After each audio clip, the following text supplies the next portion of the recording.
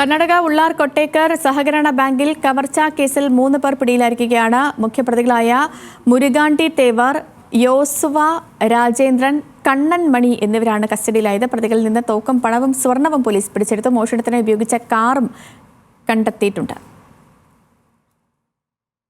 ಈ ಕೇಸಲ್ಲಿ ಕಳೆದ 3 ದಿವಸದಲ್ಲಿ ನಮ್ಮವರು ತುಂಬ ಒಂದು ಹಾರ್ಡ್ ಎಫರ್ಟ್ಸ್ ಹಾಕಿ ಈ ಕೇಸ್ಗೆ ಡಿಟೆಕ್ಟ್ ಮಾಡಿದ್ದಾರೆ. ಸೊ ಪ್ರಮುಖವಾಗಿ ಇದು ಕೇಸ್ ಪೂರ್ತಿ ಬ್ಲೈಂಡ್ ಕೇಸ್ ಇತ್ತು. ಯಾಕೆಂದರೆ ಇದು ಬ್ಯಾಂಕ್ ಬ್ರಾಂಚ್ಗೆ ಎಂಟರ್ ಆಗುವಾಗ ಅಲ್ಲಿ ಯಾವುದು CCTV ಕ್ಯಾಮ್ರಾ ಇರಲಿಲ್ಲ ಮತ್ತು ಯಾವುದು ಎವಿಡೆನ್ಸ್ ಇರಲಿಲ್ಲ. ಆದರೆ ಅತಿ ಹೆಚ್ಚು സരീഷ് പിയുടെ വിവരങ്ങളുമായിട്ട് സരീഷ്, പട്ടാപ്പകൽ നടന്ന വൻ കവർച്ച, പിടിയിലായവരുടെ പശ്ചാത്തലം, ഒപ്പം ഈ കോടികളുടെ നഷ്ടമാണ് സംഭവിച്ചിരിക്കുന്നത്. പണം കണ്ടെത്താൻ കഴിഞ്ഞിട്ടുണ്ടോ?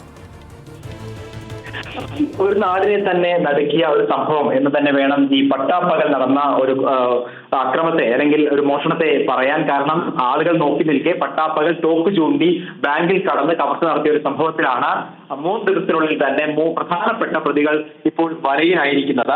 അതിൽ ഏറ്റവും പ്രധാനപ്പെട്ട, അതായത് ആസൂത്രണവും ഒപ്പം തന്നെ ഈ അക്രമവും നടത്തിയ അല്ലെങ്കിൽ ഈ മോഷണവും നടത്തിയ 3 പേരാണ് ഇപ്പോൾ പോലീസിന്റെ പിടിയിലായിരിക്കുന്നത്. അതിൽ പ്രധാനി എന്ന് പറയുന്നത് മുരുകാണ്ടി തേവരാണ്. അതോടൊപ്പം തന്നെ മുംബൈ സ്വദേശിയായ യോസുവ രാജേന്ദ്രൻ, അതോടൊപ്പം തന്നെ മറ്റൊരു ആൾ കൂടി മുംബൈ സ്വദേശി തന്നെയാണ്, കണ്ണൻ മണി. ഈ 3 പേരാണ് ഇപ്പോൾ പിടിയിലായിരിക്കുന്നത്. ഇവരിൽ നിന്നും പണവും സ്വർണവും കണ്ടെത്തിയിട്ടുണ്ട്. ഏതാണ്ട് 4 കോടിയോളം രൂപ വില വരുന്ന സ്വർണം ഇവരിൽ നിന്ന് കണ്ടെത്തി എന്നാണ് മനസ്സിലാക്കുന്നത്. എന്തായാലും ഈ ചാർജ് ഷീറ്റ് എഴുതിയതിനു ശേഷം മാത്രമേ എത്രത്തോളം സ്വർണവും പണവുമാണ് ഇവരിൽ നിന്ന് പിടിച്ചെടുത്തത് എന്ന് മനസ്സിലാക്കാൻ കഴിയുകയുള്ളൂ.